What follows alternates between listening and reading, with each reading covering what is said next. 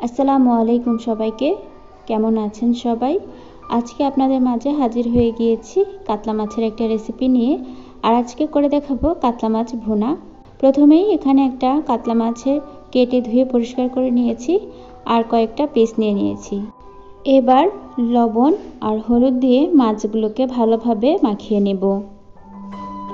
মাছগুলো হলুদ আর লবণ দিয়ে মাখিয়ে তেলের মধ্যে ভেজে নেব। এই তো দেখতে পাচ্ছেন মাছগুলো ভালোভাবে মাখিয়ে নেওয়া হয়ে গিয়েছে লবণ আর হলুদ দিয়ে। এবার ভেজে নেওয়ার পালা। তো ভাজার জন্য এখানে একটা ফ্রাই প্যানে পর্যাপ্ত পরিমাণে তেল দিয়ে দিলাম। এবার এক এক করে কাতলা মাছের পিসগুলো দিয়ে দিব।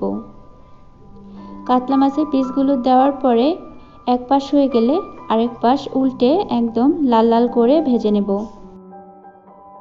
আর এই মাছ ভুনাটায় মাছগুলোকে একটু লাল লাল করে ভেজে নেব, তাহলে এই মাছ ভুনাটা খেতে কিন্তু খুবই ভালো লাগে। তো আমার সবগুলো মাছ এক এক করে ভাজা হয়ে গিয়েছে। এবার এক পাশে নামিয়ে নেব। নামিয়ে নিয়ে চলুন এবার রান্নার প্রসেসে চলে যাই। রান্নার জন্য একই কড়াইয়ে আর একটু তেল দিয়ে এবার দিয়ে দিলাম পেঁয়াজ কুচি। এখানে পেঁয়াজ কুচির পরিমাণটা একটু বেশি দিব। পেঁয়াজ কুচির পরিমাণটা এই মাছ ভুনাটিতে বেশি দিলে খেতে কিন্তু খুবই ভালো লাগে। আপনারা আপনাদের পরিমাণ মতো দিয়ে নিতে পারেন। এবার পেঁয়াজগুলোকে ভালোভাবে নেড়ে চেড়ে কালারটা চেঞ্জ হওয়ার আগ পর্যন্ত পেঁয়াজগুলো ভেজে নেব। পেঁয়াজগুলো দেখতেই পাচ্ছেন খুব সুন্দরভাবে ভাজা হয়ে গিয়েছে। এ পর্যায়ে দিয়ে দিব স্বাদমতো লবণ। এরপর দিয়ে দিব 1 চা চামচ রসুন বাটা, দিয়ে দিব 1 চা চামচ জিরা বাটা। এবার বাটা মশলাগুলোকে সুন্দরভাবে তেলের সাথে একটু ভেজে নেব, যাতে মশলার কাঁচা ভাবটা চলে যায়। মশলার কাঁচা ভাবটা যদি না যায় তাহলে কিন্তু মশলার একটা গন্ধ আসে, যা তরকারিতে কিন্তু একদম ভালো লাগে না। তাই কিছুক্ষণ ভেজে নিয়ে এরপর এখানে দিয়ে দিব 1 চা চামচ হলুদ গুঁড়ো, 1 চা চামচ মরিচ গুঁড়ো, আরও দিয়ে দিব মশলাটা কষানোর জন্য সামান্য পরিমাণে পানি। এবার সবগুলো উপকরণ ভালোভাবে নেড়ে চেড়ে সুন্দরভাবে কষিয়ে নেব। যখন হালকা কষে আসবে সে পর্যায়ে একটা টমেটো কাটা দিয়ে দিব। টমেটো কাটা দিয়ে আবারও সবগুলো উপকরণ ভালোভাবে নেড়ে চেড়ে কষিয়ে নিতে হবে। মশলাটা ভালোভাবে না কষালে কিন্তু কোনো তরকারি খেতে ভালো লাগে না।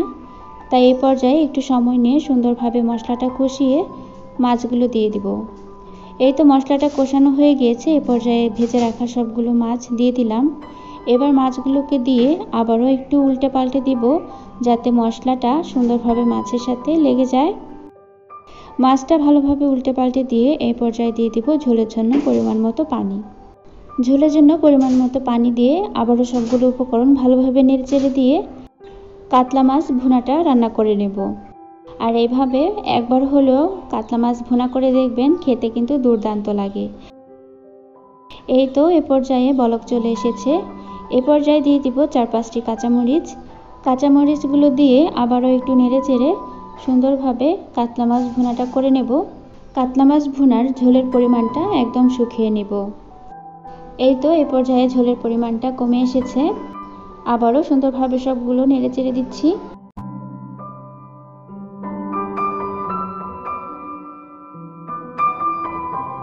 এই তো কাতলা মাছ ভুনাটা একদম মাখা মাখা হয়ে গিয়েছে। এ পর্যায়ে আর ঝোলের পরিমাণ কমাবো না। আপনারাও আপনাদের পছন্দ মতো ঝোল রেখে কাতলা মাছ ভুনাটা করে নিতে পারেন। আজকের রেসিপিটি কেমন লেগেছে কমেন্ট করে জানাবেন। যদি একটু ভালো লেগে থাকে তাহলে আমার চ্যানেলের সাথেই থাকবেন, লাইক কমেন্ট শেয়ার করবেন। দেখা হয়ে যাবে নতুন কোনো রেসিপি নিয়ে। সে পর্যন্ত ভালো থাকবেন। আল্লাহ হাফেজ।